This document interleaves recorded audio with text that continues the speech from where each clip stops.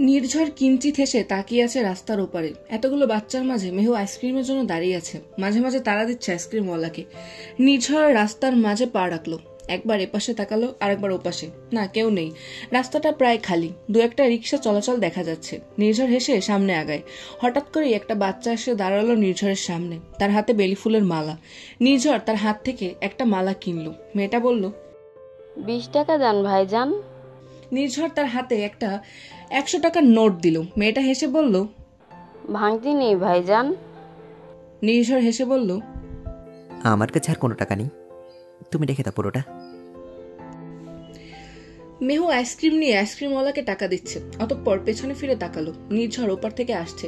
মেহু রাস্তার এপাশে আর একবার ওপাশে তাকালো। পরন্ত বিকেলে মাথার উপর দিয়ে একদল পাখি উড়ে গেল। মেহু হেসে রাস্তার মাঝে পা রাখলো। পেছন থেকে একদল খুদে বাচ্চার দল বেলুন হাতে দৌড়াচ্ছে। দূরে এক ঝালমুড়ির দোকানে ভিড় জমিয়েছে কলেজের কিছু মেয়ে। নির্ঝরের পেছনে এক প্রেমিক মানিয়ে যাচ্ছে তার প্রেমিকাকে। মেহু তা দেখে মুচকি হাসলো। নির্ঝরের হাতে বেলি ফুলের মালা দেখে তার কপালে ভাঁজ পড়লো। হঠাৎ করেই গাড়ির হর্নের আওয়াজ, দ্রুত গতিতে ছুটে আসছে একটা ট্রাক। নির্ঝর মেহু বলে ডাক দিল। মেহু এক পা পিছিয়ে গেল। ট্রাকটা তার পাশ ঘেঁষেই গেল। ট্রাকটা যেতেই সামনে তাকালো মেহু। নির্ঝরকে দেখে মুচকি হেসে পা বাড়াতেই কোথা থেকে একটা ট্রাক এসে ধাক্কা দিল নির্ঝরকে। মেহু নিস্তব্ধ হয়ে সেখানেই দাঁড়িয়ে রইল। ট্রাকের আঘাতে ছিটকে এসে দূরে পড়ল নির্ঝর। ট্রাক দাঁড়ালো না, দ্রুত গতিতে সেখান থেকে প্রস্থান করলো। নির্ঝরের হাতের বেলি ফুলের মালাটা রক্তে ভিজে গেল। সময়টা সেখানেই যেন স্থির হয়ে গেল। মেহুর হাত থেকে আইসক্রিম পড়ে গেল রাস্তায়। একধানে তাকিয়ে রইল সে নির্ঝরের দিকে। নির্ঝরের হাত নড়ছে, দেখতে পারছে সে। কিছুক্ষণের জন্য মনে হলো সে কোনো আলাদা জগতে আছে, একটা নিছক স্বপ্ন ছাড়া কিছুই না। লোকজন দৌড়ে যাচ্ছে তার কাছে, কিন্তু মেহু বোধহয় পা বাড়ানোর শক্তিটুকু হারিয়ে ফেলেছে। লোকজনের ধাক্কায় জ্ঞান ফিরল তার। দৌড়ে এলো নির্ঝরের কাছে। পুরো রাস্তায় ভিড় জমে গেছে। নির্ঝরের রক্তাক্ত দেহ কোলের মাঝে রেখে ডাকতে লাগলো তাকে। চারদিক তাকিয়ে সাহায্য পেতে চাইল। লোকজন অ্যাম্বুলেন্সকে কল করছে, তো কেউ পুলিশকে। অশ্রু গড়িয়ে পড়ছে মেহুর থুতনি দিয়ে। বারবার ডেকে যাচ্ছে নির্ঝরকে। নির্ঝর, নির্ঝর কথা বলুন না। নির্ঝর, নির্ঝর দেখুন, আমি আপনার মেহু। কিচ্ছু হবে না আপনার। আপনি শুনতে পাচ্ছেন আমার কথা? এই নির্ঝর। নির্ঝর চোখ মেলে রাখার আপ্রাণ চেষ্টা করছে। চোখ বুঝে আসছে তার। ঝাপসা দেখছে সে চারিদিক। শেষ নিঃশ্বাস যদি প্রেয়সীর কোলে নেয় তবু আফসোস নেই তার। ভোরে সূর্যের দিকে তাকিয়ে বলেছিল সে, তার নিশিকন্যার সমস্ত বিপদ যেন তার জন্য হয়ে যায়। নিশিকন্যা যেন সম্পূর্ণ সুস্থ থাকে। হয়তো দোয়া কবুল হয়েছে, এর চেয়ে খুশি আর কি হতে পারে। তবুও প্রেয়সীর কান্নার আওয়াজ কষ্ট দিচ্ছে তাকে। তবুও মুহূর্তে সেই শক্তি হারিয়ে ফেলেছে সে। কান্নার আওয়াজ আর আসছে না কানে। পানির পিপাসা পাচ্ছে খুব। প্রেয়সীকে কি বলবে? এক গ্লাস পানি এনে তাকে খাওয়াতে। হাতের মাঝে কার যেন হাতের উপস্থিতি পাচ্ছে। হাতটা চিনতে কষ্ট হচ্ছে, কিন্তু পরক্ষণে বুঝতে পারলো এটা তার প্রেয়সীর হাত। শেষবার তাকে দেখার খুব চেষ্টা করলো। মুখ তুলে তার মুখটা দেখার চেষ্টা। আহ, কি ব্যথা! মাথায় খুব যন্ত্রণা হচ্ছে। মেহুকে কি বলবে? একটাবার তার মাথায় হাত বুলিয়ে দিতে। কেন এত কষ্ট হচ্ছে তার? মুখের সামনে মা আর বাবার মুখটা ভেসে উঠছে। কি হবে সে চলে গেলে? চোখ সত্যি বুঝে আসছে এবার। শেষবারের মতো নিশিকন্যার মুখটা দেখার ইচ্ছে পূরণ হলো না তার। ঝাপসা ঝাপসা দেখতে লাগলো সবকিছু। নির্ঝরের জ্ঞান হারানোর পরই যেন পাগল প্রায় হয়ে গেল মেহু। পাগলের মতো ডাকতে লাগলো। হঠাৎ বেলি ফুলের তীব্র ঘ্রাণ নাকে আসছে তার। অশ্রু ভেজা চোখে সামনে তাকাতেই নীরুকে দেখতে পেল সে। বুক ধক করে উঠল তার। মৃত মানুষকে এ সময় দেখা, এ কোন সংকেত দিচ্ছে তাকে? নির্ঝরের রক্তে ভিজে গেছে মেহুর গায়ের জামা। নিস্তব্ধ হয়ে বসে আছে সে অপারেশন থিয়েটারের সামনে। এক দৃষ্টিতে তাকিয়ে আছে ফ্লোরের দিকে। কি থেকে কি হয়ে গেল বুঝতে পারছে না। এই তো সকালেই জড়িয়ে ধরেছিল তাকে, তার হৃদস্পন্দন চেক করছিল সে। আর এখন কি হবে? এখন আর কি কখনো তার হৃদস্পন্দন চেক করবে না কেউ? ইস, সে তো একটাবারও নির্ঝরের হৃদস্পন্দন চেক করেনি। মস্ত বড় ভুল হয়ে গেছে। চেক করা দরকার ছিল। কেমন হবে তার হৃদস্পন্দনের শব্দ? সত্যি কি সে কখনো শুনতে পারবে না? মুহূর্তে মনে পড়লো কি সব আবল তাবল ভাবছে সে। না, এমন কিছু হবে না, এমন কিছু হতে দেবে না। কিছু হবে না নির্ঝরের, কিচ্ছু না। চোখের অশ্রু এসে পড়লো হাতের উপর। মেহু হাতের দিকে তাকালো। কেউ আসছে দৌড়ে। মুখ ফিরে পাশে তাকিয়ে দেখলো নীলিমা দৌড়ে আসছে। মেহু দাঁড়িয়ে গেল। নীলিমা কাঁদতে কাঁদতে এসে মেহুর সামনে দাঁড়ালো। তার গালে হাত রাখতেই মেহু মা বলে জড়িয়ে ধরলো তাকে। হু হু করে কাঁদতে শুরু করলো। কি বলে সান্ত্বনা দেবে তার ভাষা খুঁজে পেল না। রিদওয়ান চৌধুরী দৌড়ে এলো অর্ণবের হাত ধরে। অপারেশন থিয়েটারের সামনে এগিয়ে গেল সে। নিশ্চুপ হয়ে দাঁড়িয়ে রইল সেখানে। অর্ণব দূরে এক কোণে দাঁড়িয়ে আছে। মেহুর কাছে আসতেও ভয় হচ্ছে তার। মাম্মির গায়ের রং কেমন লাল লাল হয়ে গেছে। সে জানে রক্তের রং লাল হয়, তবে মাম্মির গায়ে এত রক্ত কেন? তার রক্ত কি সব শরীর থেকে বের হয়ে গেছে? রক্ত বের হলে তো মানুষ বাঁচে না, মাম্মি কি তাহলে বাঁচবে না? ছোট্ট মনটা হতাশ হয়ে গেল। তার মুখে গম্ভীরতা। মেহু তার কাছে এগিয়ে ছোঁয়ার আগেই নীরব অর্ণবকে টেনে নিজের কাছে নিল। মেহুর দিকে তাকিয়ে শুধু এতটুকু বলল, আমি অর্ণবকে নিয়ে যাচ্ছি। বলেই অর্ণবকে কোলে তুলে নিল নীরব। মাম্মিকে ছেড়ে কেন চলে যাচ্ছে সে? মাম্মির কাছে থাকবে সে। ড্যাডি কোথায়? অর্ণব মুখ ফুটে ড্যাডির নাম নিল মাম্মির নাম। মেহু মেঝেতে বসে কাঁদতে লাগলো। নীরব চোখ মুখ শক্ত করে বাচ্চা ছেলেটাকে নিয়ে দ্রুত চলে গেল। ফরহাদ, আরিফ আর ঈশানরা এসে সামলাতে লাগলো তাদের। ফরহাদ মেহুকে নিচ থেকে ওঠালো। ঈশান এসে দাঁড়ালো নীলিমার পাশে। আরিফ রিদওয়ান চৌধুরীর কাঁধে হাত রেখে আশ্বাস দিল। মাথায় গুরুতর আঘাত পাওয়ার কারণে সার্জারি করা হয়েছে, ডাক্তার বলেছে আউট অফ ডেঞ্জার, তবে জ্ঞান না ফেরা অব্দি কিছু বলা যাচ্ছে না।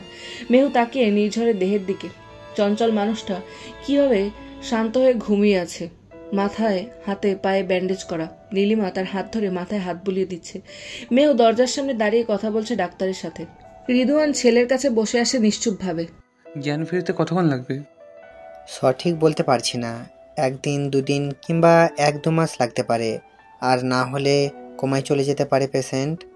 মেহু দীর্ঘশ্বাস ফেলল। ডাক্তার তার পাশ দিয়ে চলে গেলেন। সন্তানের এই অবস্থায় মা বাবাদের কি বলবে সে খুঁজে পেল না। কিছু না বলেই বেরিয়ে গেল সে। দেয়ালের সাথে মাথা টেকিয়ে দাঁড়িয়ে রইল মেহু। ঘাড়ে আচমকা কারো স্পর্শ পেয়ে চোখ তুলে তাকালো। নীরবকে দেখতে পেয়ে আবারও চোখ বন্ধ করে নিল। নিঝরের পাশে তার হাত ধরে বসে আছে তার প্রেয়সী। হাতটা নিজের হাতের মুঠো নিয়ে কাঁদছে সে। তার চোখের পানিতে ভিজে উঠেছে হাতখানা। আজ 20 দিন হয়ে গেল। নিঝরের মুখ থেকে মেহু ডাকটা শুনতে পারছে না সে। নিঝরের অর্ণব সোনা প্রতিদিন এসে ড্যাডি ড্যাডি বলে ডেকে যায়, তবুও সাড়া দেয় না। নীলিমা আর রিদওয়ান বসে থাকে সারাদিন। যদি ছেলেটা হঠাৎ করে জেগে ওঠে, আশাবাদে বুক ভরে। বন্ধুরা এসেও পাশে বসে থাকে খানিকক্ষণ, শুধু শুধু কথা বলেই যায়। ভাবে কখন কিছু একটা বলে জেগে উঠবে। মেহু জোর করে মা বাবাদের বাড়িতে পাঠিয়ে দিয়েছে। দিনরাত না ঘুমিয়ে এখানে থাকার কারণে চোখ মুখ শুকিয়ে গেছে। পুরো কেবিনে একাই বসে আছে মেহু। তাকিয়ে আছে তার দিকে তীক্ষ্ণ দৃষ্টিতে। যা হয়েছে এখনো মেনে নিতে পারছে না। কেন হলো এটা? কেন? কি যে সেই কষ্টের পরিমাণ বলে বোঝানো যাবে না। মনটা বারবারই হু হু করে কেঁদে ওঠে। রাতের পর রাত জেগে থাকে এই ভেবে নির্ঝর কবে চোখ মেলবে, কবে তার সাথে একটু হেসে কথা বলবে। সবকিছু স্বপ্নের মতোই মনে হচ্ছে তার। চোখের পানি মুছে নেয় সে। হঠাৎ করেই মনে হয় হাতটা নড়ে উঠল। মেহু প্রথমে তার ভ্রম ভাবলেও মুখের দিকে তাকিয়ে রইল। এবার চোখের পাতা নড়ছে। আশা বাজছে তার মনে। উঠে দাঁড়িয়ে মাথায় হাত বুলিয়ে যাচ্ছে সে। উষ্ণ গলায় ডেকে যাচ্ছে, নির্ঝর, নির্ঝর। চোখ মেলে তাকানোর যেন দায় হয়ে পড়েছে। ইস কি যন্ত্রণা! মাথায় ব্যথায় বোধহয় ফেটে যাচ্ছে। কারো শব্দ এসে কানে বাজছে।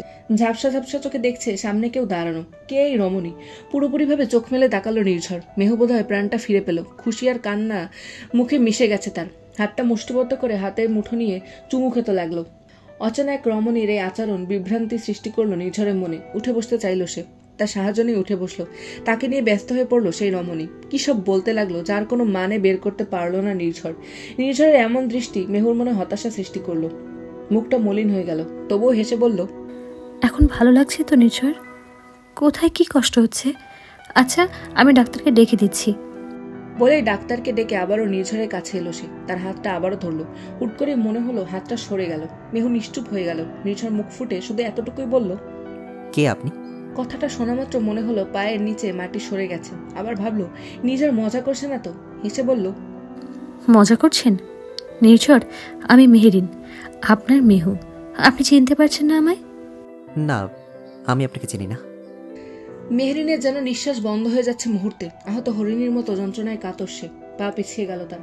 ডাক্তার আর নার্স সারি সারি এসে কেবিনে ঢুকলো। নির্ঝরের দৃষ্টি এখনো সেই রমণীর উপর। মনে হচ্ছে সে এখনই কেঁদে দেবে। ব্রু কুঞ্চিত হলো নির্ঝরের। জিজ্ঞেস করতে চাইলো কেন কাঁদছে সে, কিন্তু তার আগেই দরজার কাছে চিরচেনা মায়ের আওয়াজ শুনল সে। মুখ ফিরে তাকালো নীলিমার দিকে। মেহু কান্না লুকিয়ে বের হয়ে এলো কেবিন থেকে। নিজের মোটে মজা করছে না। তার চোখ দেখেই এটা টের পেয়েছে সে। চোখে কেমন এক অচেনা দৃষ্টি। মেহুকে কাঁদতে দেখে এগিয়ে গেল নীরব। হেসে বলল, কাঁদছিস কেন? নিঝরে জ্ঞান ফিরেছে তো? নীরবের দিকে ফিরল সে। কান্না চাপিয়ে রাখলো। নীরব মাথায় হাত রেখে বলল, কি হয়েছে মেহু? কান্নায় ভেঙে পড়ল মেহু। শুধু বলল, নির্ঝর আমাকে চিনতে পারছে না নীরব। অতঃপর মেঝেতে বসে পড়ল। নীরব সেখানেই নিশ্চুপ হয়ে দাঁড়িয়ে রইল। ভালোবাসার মানুষটিকে ভালো দেখার জন্য ছেড়ে আসা কি তবে সবচেয়ে বড় ভুল হয়ে দাঁড়ালো তার? কান্নার আওয়াজ নিতে পারছে না সে। কি করবে এখন? মাথার আঘাতটা খুব গভীর ছিল। মনে হচ্ছে এর প্রভাব আর ব্রেনেও পড়েছে।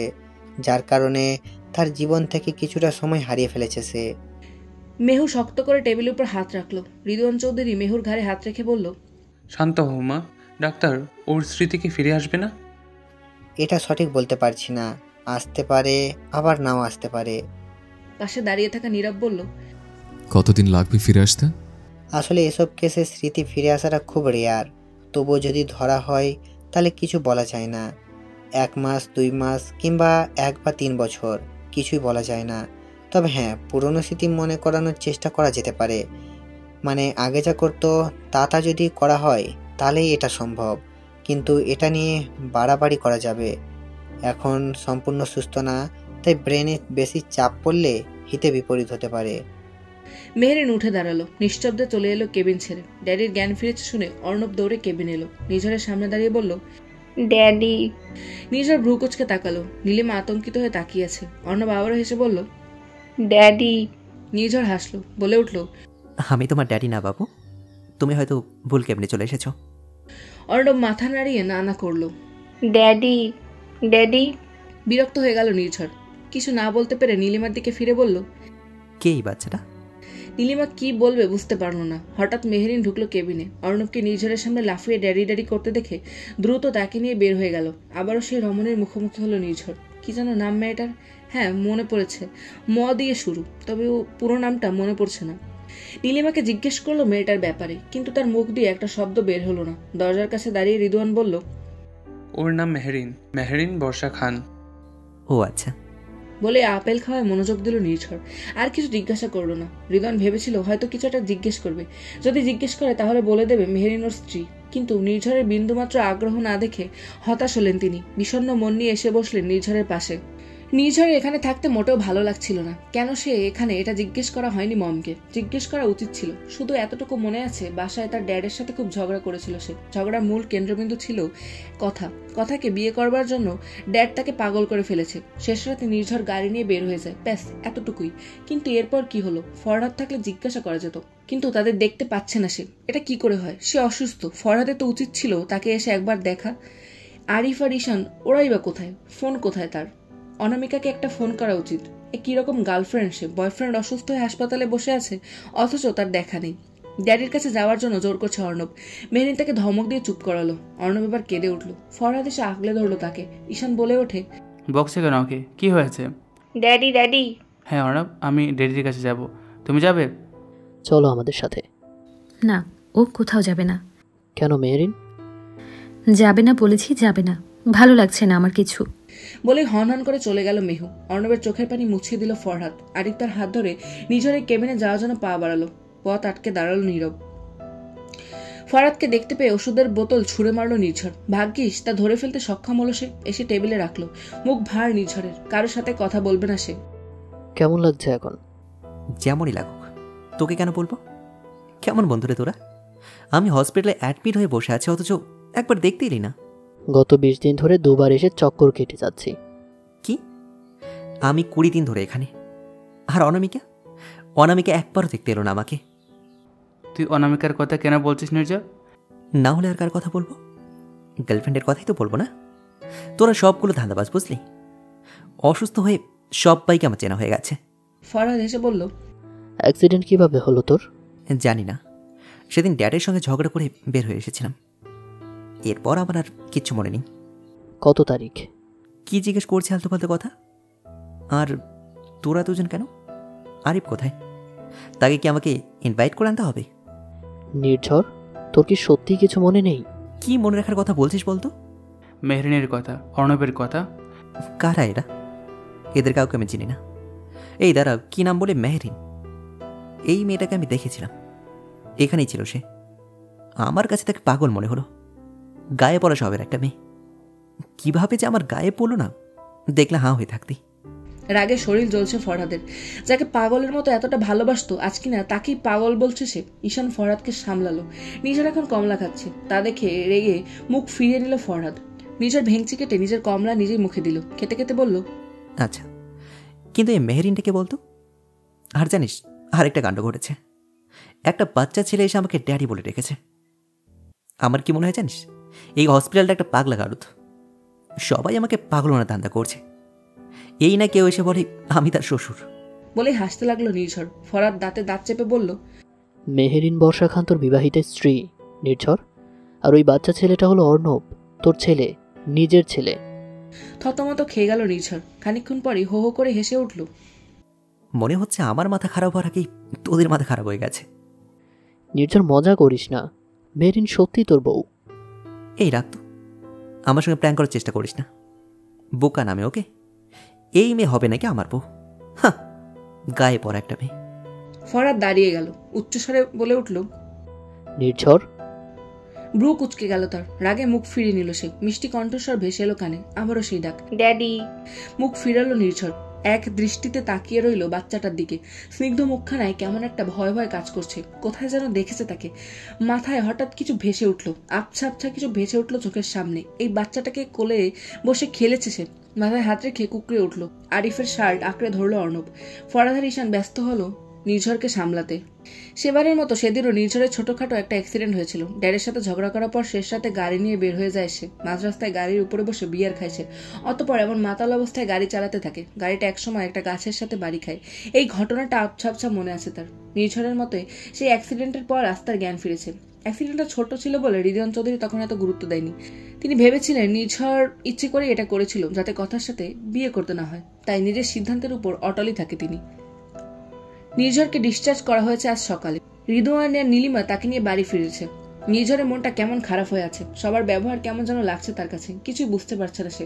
হাতের ফোনটাও নেই কাছে। রিদওয়ান চৌধুরী গাড়ি থামালো। নির্ঝর গাড়ি থেকে নেমে ভ্রুকুচকে তাকালো। কার বাড়ি এটা? মম, আমরা কোথায় এলাম? আমরা বাড়ি কবে পাল্টালাম? নির্ঝরের ঘাড়ে হাত রেখে রিদওয়ান বলল, ভেতরে আয়। অতঃপর নির্ঝর পা রাখলো বাড়ির ভেতর। কলিং বেল বাজতেই দরজা খুললো একজন। নির্ঝর তাকিয়ে আছে তার দিকে।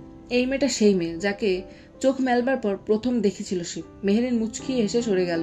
অর্ণব দৌড়ে এসে ড্যাডি ড্যাডি করতে করতে হাত ধরলো নির্ঝরের। তাকে টেনে ভিতরে নিয়ে এলো। ঘরটা বেলুন দিয়ে সাজানো। নির্ঝর দেখলো ফরহাদ, ঈশান আর আরিফ তিনজনই এখানে। পিছনে একটা ছেলেকেও দেখতে পাচ্ছে সে। তাকে কি চেনে সে? পুরো বাড়ি জুড়ে তার ছবি ফ্রেমে বাঁধানো। তার একার নয়, এই মেয়েটার ছেলেটাকে নিয়েও। এসব দেখে তার মাথা যেন কাজ করাই বন্ধ করে দিল। ফরহাদ এগিয়ে এসে বলল, ওয়েলকাম, আবারও বাড়ি ফিরে এসেছিস তুই? ড্যাডি। বলে ফরহাদ জড়িয়ে ধরল নির্ঝরকে। একে একে সবাই জড়িয়ে ধরে নির্ঝরকে। তাদের দেখা দেখি অর্ণব এসে সামনে দাঁড়ালো। নির্ঝরের জামা টেনে তাকে ডাকে। নির্ঝর হাঁটু গেড়ে বসতেই অর্ণব জড়িয়ে ধরে তাকে। গালে চুমু খেয়ে বলে। নির্ঝর মুচকি এসে অর্ণবের মাথায় হাত বোলায়। তবে সে কিছুই বুঝতে পারছে না এখানে কি করছে সে। তবে কি সত্যি তার বিয়ে হয়ে গেছে এই মেয়েটার সাথে? কিন্তু এটা কিভাবে সম্ভব? বিয়ে তো কথার সাথে হবার কথা ছিল। তাহলে এই মেয়েটা মাঝে এলো কোথা থেকে? আর সে নিজেই কিভাবে রাজি হয়ে গেল বিয়েতে? সে তো ভালোবাসতো অনামিকাকে। ফরহাদরা এসে নির্ঝরকে সোফায় বসায়। তাকে মনে করানোর চেষ্টা করে। ঈশান অর্ণবকে নির্ঝরের কোলে বসিয়ে দেয়। নীলিমা ছেলের মাথায় হাত বুলিয়ে কপালে চুমু খায়। মেহেরিন হেসে রান্নাঘরের দিকে যায়। নীরব যায় তার পিছু পিছু। মেহেরিন আইসক্রিম সাজাচ্ছে নির্ঝরের জন্য। নীরব এসে মুচকি এসে বলে, দেখবি সব ঠিক হয়ে যাবে। মেহেরিন মুচকি হাসে। রিদওয়ান এসে হাজির হয়। মেহেরিনের মাথায় হাত রেখে বলে, আমার এই পাগল ছেলেটাকে একবার তুমি মানুষ করেছিলে, আবারও সেই কাজ নতুন করে করতে হবে তোমায়। বাবা, মন খারাপ করো না, ওর মনে পড়ে যাবে সবটা। কিন্তু তোমার ওকে এখানে আনা ঠিক হলো কি? এখানে থাকলে ওর স্মৃতি ফিরে আসবেই। তুমি চেষ্টা চালিয়ে যাও, দেখবে ও আবারও মনে করবে তোমায়। মেহেরিন ঢোক গিলে বলল, আমি আইসক্রিম দিয়ে আসি। মেহেরিন এসে আইসক্রিম রাখলো নির্ঝরের সামনে। নির্ঝর ভ্রুকুচকে একবার তাকালো ওর দিকে, অতঃপর মুখ ফিরিয়ে নিল। আইসক্রিমের দিকে তাকিয়ে ভাবতে লাগলো তার প্রিয় আইসক্রিমের কথা এই মেয়েটা কিভাবে জানে। মেহেরিন আনমনে হাঁটতে গিয়ে হঠাৎ পড়ে যেতে নেয়। নীরব এসে তাকে জড়িয়ে ধরে বলে, বেহু। নির্ঝর চমকে তাকায় ছেলেটার দিকে। কপালে ভাঁজ পড়ে তার। এই স্বর আগে কোথাও শুনেছে সে। ড্যাড, তুমি চাইছো আমি এখানে এই বাড়িতে এই মেয়েটার সঙ্গে থাকি? ও কোন মেয়ে না, তোর বিয়ে করা বউ। এখন তুই মানলেও তোর বউ, আর না মানলেও তোরই বউ। ড্যাড, যাকে আমার মনে নেই তাকে নিয়ে আমি কীভাবে সংসার করব? মনে করানোর জন্য এখানে রেখেছি। গত 1 বছর এখানেই ছিলি তুই। পুরো বাড়ি জুড়ে তোর স্মৃতি, সবটা মনে পড়ে যাবে তোর, দেখিস। মম, আমার কিছু বলার নেই রে। বাহ, এই আমি তোমাদের ছেলে না? এইভাবে আমার সঙ্গে শত্রুতা করছো? তুই আমাদের ছেলে আর মেহেরিন আমাদের মেয়ে। কোনো অংশে তাকে কমিয়ে দেখে না আমরা। তোর কষ্ট যেভাবে বুঝি ঠিক সেভাবে মেহেরিনটার বুঝি। একবার তুই বুঝে থাকতো বাবা, আমার কথাটা একবার শোন। একবার ভাব ওই বাচ্চা ছেলেটার কথা যে সারাক্ষণ তোর চারদিকে ড্যাডি ড্যাডি বলে ঘুরে বেড়ায়। ইমোশনালি ব্ল্যাকমেল করা বন্ধ কর তো মম। করছি, আর আমি বলছি তুই এখানেই থাকবি ব্যাস। আমি প্রতিদিন এসে দেখে যাব তোকে, বুঝতে পারলি তুই? বলেই বের হয়ে গেলেন নীলিমা, তার পিছু পিছু বের হয়ে গেলেন রিদিওয়ান। নিঝর রেগে লাথি মারলো বিছানায়, রাগে ফুসফুস করতে করতে ঘরের চারদিকে তাকালো। কি আছে এই ঘরে বোঝার চেষ্টা করছে সে। বিছানায় ধপাস করে শুয়ে পড়লো সে। চোখ গেল বিছানার পাশে ল্যাম্পশেডের কাছে থাকা ছোট্ট একটা ছবির ফ্রেমের দিকে। ছবিতে সে আর মেহেরিন। ছবিটা হাতে নিল নির্ঝর। নির্ঝর মেহেরিনকে জড়িয়ে ধরে ঘাসের উপর বসে আছে। ছবিটা খুব মনোযোগ দিয়ে দেখছে সে। কিছু একটা ভেসে উঠছে তার চোখের সামনে। ফুটবল দিয়ে খেলছে অর্ণবের সাথে সে। মেহেরিন অর্ণবের দলে, তাকে জিতে দিতে বারবার চিটিং করছে সে। মাথায় অসহ্য ব্যথা করছে। নির্ঝর ছবিটা ছুঁড়ে মেরে মাথায় হাত রেখে মেঝেতে বসে পড়ল। বিছানার সাথে হেলান দিয়ে বসে আছে সে। ঘন ঘন শ্বাস নিচ্ছে। ঘরে দরজা খোলার শব্দ পেল, তবু তাকাতে ইচ্ছে করলো না। মেহেরিন নিচে থাকা ছবিটা দেখলো। সামনে তাকিয়ে দেখলো নির্ঝর নিচে বসে আছে। দৌড়ে নির্ঝরের কাছে এলো সে। নির্ঝর, নির্ঝর কি হয়েছে আপনার? ঠিক আছেন তো আপনি? মাথায় কি খুব ব্যথা করছে? নির্ঝর চোখ তুলে তাকালো মেহেরিনের দিকে। এখন খুব চেনা চেনা লাগছে এই মুখটা। তার চোখের দিকে নজর গেল তার। কোথাও যেন দেখেছে এই চোখ সে। মেহেরিন নির্ঝরের গালে হাত রাখলো। নির্ঝরের বোধ হলো, হাত ছড়িয়ে উঠে দাঁড়ালো। কঠিন গলায় বলল, ঠিক আছে আমি। কিছু লাগবে আপনার? না। লাগলে আমাকে বলেন। আচ্ছা, তুমি নিজেই কি মনে করো বলো তো? আমার বাবা মাকে নিজের তলে টেনে নিলে সব ঠিক হয়ে যাবে? এটা কিরকম কথা বলছেন আপনি? যেটা সত্যি সেটাই বলছি। নির্ঝর, মনে করার চেষ্টা করুন। আমাকে, আপনাকে, অর্ণবকে একবার দেখুন তো। আমার মনে পড়ছে না মেহেরিন, কিচ্ছু মনে পড়ছে না। তোমাকে আর না সেই বাচ্চাকে, কাউকে না। তুমি দয়া করে আমার ঘর থেকে বের হয়ে যাও। তুমি থাকলে আমি শ্বাস নিতে পারি না। মেহেরিন হাসার চেষ্টা করলো। তার মন ক্ষতবিক্ষত হয়ে গেছে। নিঝরের মুখে মেহেরিন ডাকটা শোনার অভ্যেস নেই তার। নিঝর নিজেই বলতো এত বড় নাম ধরে ডাকতে পারবে না সে, কিন্তু আজকে অনায়াসে ডেকে ফেলছে সে। যে নির্ঝর মেহুকে চোখে হারাতো, আজ সে বলছে তুমি থাকলে আমার নিঃশ্বাস নিতে কষ্ট হয়। মানুষ কত বদলে যেতে পারে। ল্যাম্পশেডের কাছে ফোনটা রেখে বলল, আপনার ফোন, এটা দিতে এসেছিলাম। নির্ঝর শব্দ করে শ্বাস ফেলল। মেহেরিন এসে নিচের ছবিটা উঠাতে লাগলো। কাচের টুকরোতে হাত কেটে গেল তার। আহ বলে উঠল সে। নিঝর পা বাড়িয়ে তার কাছে আসতে নিল। মেহেরিন সেদিকে ফিরতেই নিঝর থেমে গেল। মেহেরিন মুচকি আসলো। নিঝর বলল, এসব কেন তুলছো তুমি? এগুলো আমার কাছে অমূল্য নির্ঝর। মানুষের জীবনের চেয়ে আর কি মূল্যবান হতে পারে? এইসব ভাঙা ছবি উঠে কোনো লাভ নেই, ফেলে দাও। মেহেরিন কথা বাড়ালো না। কাটা হাত মুখে দিয়ে আবারও হাত লাগালো ছবির মাঝে। নিঝর বিচলিত হয়ে তাকিয়ে দেখছে। মেহেরিন উঠে দাঁড়িয়ে বলল, এদিকে আসবেন না, সার্ভেন্ট পাঠিয়ে পরিষ্কার করার ব্যবস্থা করছি আমি। নিঝর হালকা কাশলো। মেহেরিন পিছু ঘুরে বলল, কিছু বলবেন? অর্ণব কি সত্যি আমার ছেলে? না। নিঝর অবাক হলো। মেহু বলল, বায়োলজিক্যালি সে না আপনার সন্তান না আমার সন্তান, কিন্তু আপনি কথায় কথায় তাকে নিজের ছেলে বলতেন, খুব ভালোবাসতেন। আর অর্ণব আপনাকে ড্যাডি বলেই ডাকত। কিঞ্চিত হেসে কথাগুলো বলল মেহেরিন। নির্ঝর কথা জবাব না দিয়ে মুখ ঘুরিয়ে নিল। মেহেরিন নিঃশব্দে বেরিয়ে এলো। ঘরের চারদিকে ঘুরে দেখলো নির্ঝর। দেয়ালের একপাশেও তার, মেহু আর অর্ণবের ছবি ফ্রেম বাঁধানো। নির্ঝর ছুঁয়ে দেখার চেষ্টা করলো। ইচ্ছে তো করলো এগুলো ছুঁড়ে ফেলে দিতে। অতঃপর মেহেরিনের কথা মনে পড়লো। ভাঙা কাচের এই ছবি তুলতে গিয়ে তার হাত কেটে ফেলেছিল সে। এগুলো তার কাছে মূল্যবান। নির্ঝর আর হাত বাড়ালো না। হেঁটে চলে এলো ব্যালকনির কাছে। দীর্ঘদিনের চেনা বেলি ফুল তার নজরে পড়লো। নিজের হাত দিয়ে ছুঁয়ে দেখলো তা। মেহেরিন এতদিন খুব যত্ন করছিল গাছটার। প্রতিদিন এসে পানি দিয়ে গেছে। নিজের বেলি ফুলের গাছটা চিনতে কষ্ট হলো না তার। এটাই প্রমাণ করে দিচ্ছে নির্ঝর এখানেই থাকতো। হ্যাঁ, এখানে আগেও এসেছিল সে। চোখ বন্ধ করে আকাশের দিকে তাকালো। কি করা উচিত তার বুঝতে পারছে না। নিজের মনের কাছে গিয়েই ঠকে যাচ্ছে সে। খোঁজ পেয়ে গেছে। ইচ্ছে করে ট্রাকটা নির্ঝর দিকে এসেছিল। আর কাজটা রাফির।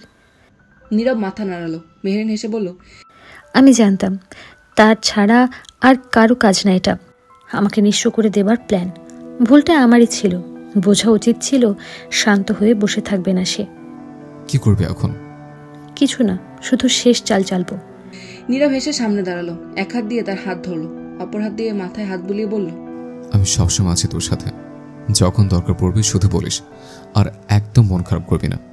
দেখবি সব ঠিক হয়ে যাবে। মেহেরিন হাসলো। নে, তোকে এগিয়ে দিয়ে গেলাম, সাবধানে যা, কেমন?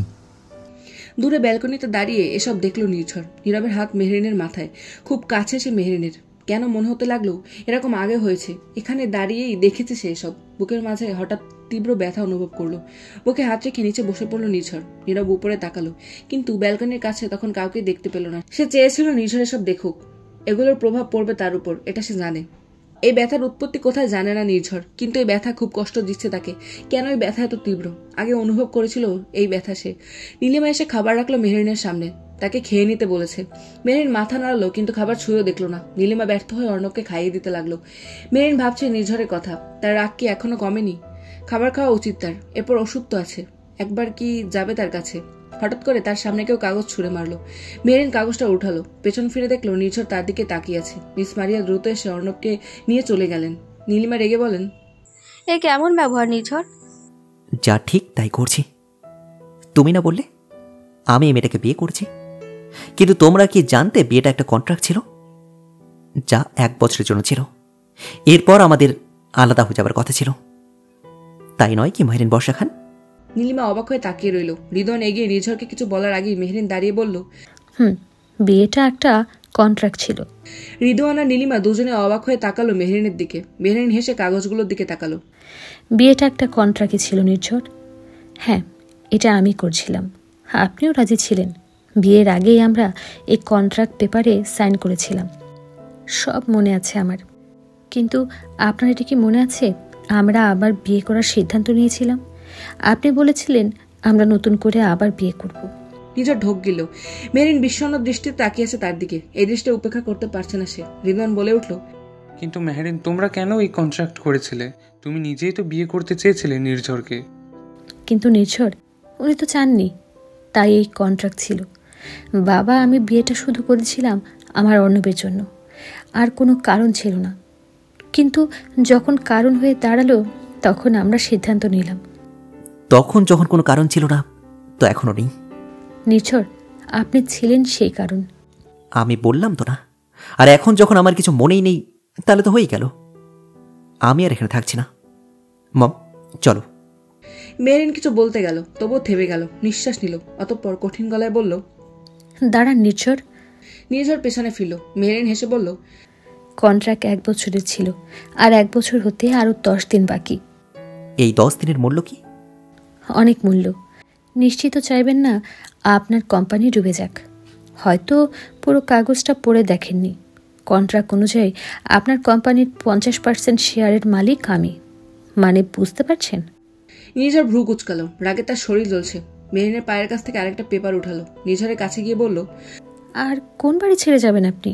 বাড়িটা আপনার নামে নির্ঝর, এটা আপনার বাড়ি, আর আপনি এখানেই থাকবেন, মানে এখানেই। আমার কথার নড়চড় হবে না। বলেই দীর্ঘশ্বাস ফেললো সে। কাগজগুলো সোফার কাছে রাখলো। নীলিমাকে বলল, সরি মা। অতঃপর সিঁড়ি বেয়ে উপরে উঠতে নিল মেহরিন। নির্ঝর বলে উঠল, ঠিক 10 দিন। ঠিক 10 দিন পর আমি এই বাড়ি ছেড়ে চলে যাব, তোমাকে ছেড়ে যাব। মেহরিন দাঁড়িয়ে প্রত্যেকটা কথা শুনল। কষ্ট দুঃখ তার কাছে নতুন কিছু না, তবু প্রভাব ফেলে। কিঞ্চিত সে আবারও পা বাড়ালো উপরের দিকে। মল্লিক ম্যানশন বাড়ির সামনে দাঁড়ানো মেহরিন। বাড়ির দিকে তাকাতেই তার সেই রাতের কথা মনে পড়ে। সেই কালো রাতের কথা মনে পড়তেই বুক আটকে উঠল তার। বাড়িটার প্রতিচ্ছবি অনেকটা পাল্টে গেছে। আগে যেমন ছিল এখন আর তেমন নেই। তার জীবনের মতো অনেক কিছু বদলে গেছে এক রাতে। মেহের আজ লুকিয়ে ঢুকবে বাড়ির ভেতর। আজ সে কি করতে যাচ্ছে সে জানে, তবে এটা মোটেও ঠিক হচ্ছে না। রাগের বশে রাফি মল্লিককে খুন করার সিদ্ধান্ত নিয়েছে সে। এবার তা করার পালা। গার্ডের চোখ ধোকা দিয়ে খুব সহজেই বাড়ির ভিতর ঢুকলো সে। সিঁড়ি বেয়ে উপরে যেতে যাবে অমনি কারো নামার শব্দে পিছিয়ে গেল সে। রীতা নামছে। তাকে দেখেই মাথায় রক্ত উঠে গেল তার। সব নষ্টের মূলে রীতা। বিবাহিত জানার পর একজন ছেলের পিছনে কিভাবে লাগে এই মেয়ে। মেহেরিন কোমরে থাকা ছুরিটা বের করলো। প্রথমে এটাকেই শেষ করবে সে। রীতা রান্নাঘরে এসে ফ্রিজ থেকে পানির বোতল বের করে খেলো। অতঃপর পিছু ফিরতেই কেউ তার মাথায় খুব ভারী জিনিস দিয়ে মারলো। রীতা মাথায় হাত রেখে সামনে তাকাতেই লাগলো। সবকিছু ঝাপসা ঝাপসা লাগছে। চোখ বুঝে আসছে তার। প্রায় কিছুক্ষণের মধ্যেই মেঝেতে পড়ে গেল রীতা। মেহেরিন আশপাশ দেখলো, না কেউ আসেনি। পা বাড়ালো রাফির ঘরের দিকে। ঘরের ভেতর এসে দেখলো পুরো ঘর খালি, কেউই নেই। মেহেরিন আশপাশ তাকালো, না কেউই নেই। কিন্তু রাফির ঘর এটাই, ওয়াশরুমে নেই তো। আড়ি পাতলো সেখানে। হঠাৎ করেই তার গলায় কেউ ছুরি ধরলো। মেহেরিন থমকে গেল। তার সামনে থাকা আয়নায় তাকালো সে। মুখটা স্পষ্ট, রাফি এটা। কুৎসিত ভাবে হাসলো সে। মেহেরিনের কানের কাছে ফিসফিসিয়ে বলল, মাই ডিয়ার শালিকা, কি ভাবলে তুমি? এত সহজ রাফিকে মারা? মেহেরিন নিজের ছুরি বের করার আগেই রাফি ওর হাত ধরে ফেলল, ছুরিটা নিজের আয়ত্তে করে নিল। মেহেরিনের কাছে আর কোনো পথ খোলা রইল না। ছুরির আঘাত লাগলো গলার নিচে, খানিকটা কেটে গেল। রাফি আবারও মারলো তাকে। মেহেরিন ছিটকে মেঝেতে এসে পড়ল। রাফি হেসে বলল, তুমি এই কাজে এখনো খুব ছোট শালিকা। মেহেরিন উঠে দাঁড়ালো। রাফিকে মারার চেষ্টা করার আগেই রাফি তার মুখের সামনে স্প্রে করলো। মেহেরিন মুহূর্তে জ্ঞান হারালো। গার্ডদের কল করে মেহেরিনকে অন্যত্র নেবার ব্যবস্থা করলো। নিজের মাঝরাতে নিজের ঘর ছেড়ে উঠল। কিছু ভালো লাগছে না তার। অর্ণব অনেকক্ষণ এসে তার কাছে বসেছিল, ঘুমাতেও চেয়েছিল, কিন্তু মেহেরিন তাকে জোর করে নিয়ে গেছে। মেহেরিন তার বউ, অথচ তার প্রতি কোনো আবেগ নেই, তার কোনো প্রকার ভালোবাসা নেই তার মনে। কিভাবে তাকে মেনে নেবে সে? এর মাঝেই কিনা তার বিয়েটা একটা কন্ট্রাক্ট ছিল। 10 দিন পর তো মেহেরিনকে ছেড়ে দিতেই হবে তাকে। হঠাৎ ঘরের দরজা কেউ নক করলো। নিঝড় বিছানা ছেড়ে উঠে দরজা খুলে দেখলো অর্ণব হাতে একটা পুতুল হাতে তার দিকে তাকিয়ে আছে। বলে উঠল, ড্যাডি। নিঝড় হাঁটু গেড়ে বসলো। তুমি এখানে কেন এত রাতে? মাম্মি। মাম্মি ঘরে নেই তোমার? অর্ণব মাথা নেড়ে না না করলো। অতঃপর এসে নিঝড়কে জড়িয়ে ধরে বলল, ড্যাডি। নিঝড় মাথায় হাত বুলিয়ে বলল, মাম্মি কোথাও যায়নি, দেখো হয়তো ওয়াশরুমে আছে। নিঝড়ের দিকে ফিরে আবারও মাথা নেড়ে না না করলো সে। অর্ণবকে কোলে তুলে বিছানায় নিয়ে এলো নিঝড়। অর্ণব তার কোলে মাথা রেখে ঘুমিয়ে পড়লো। নীরব তার মাথায় হাত বোলাতে লাগলো আর ভাবছে মেহেরিনের কথা। কোথায় গেল এই মেয়ে? ঘড়ির দিকে তাকিয়ে দেখলো রাত 2টো বাজে। এত রাতে এই মেয়েটা গেল কোথায়?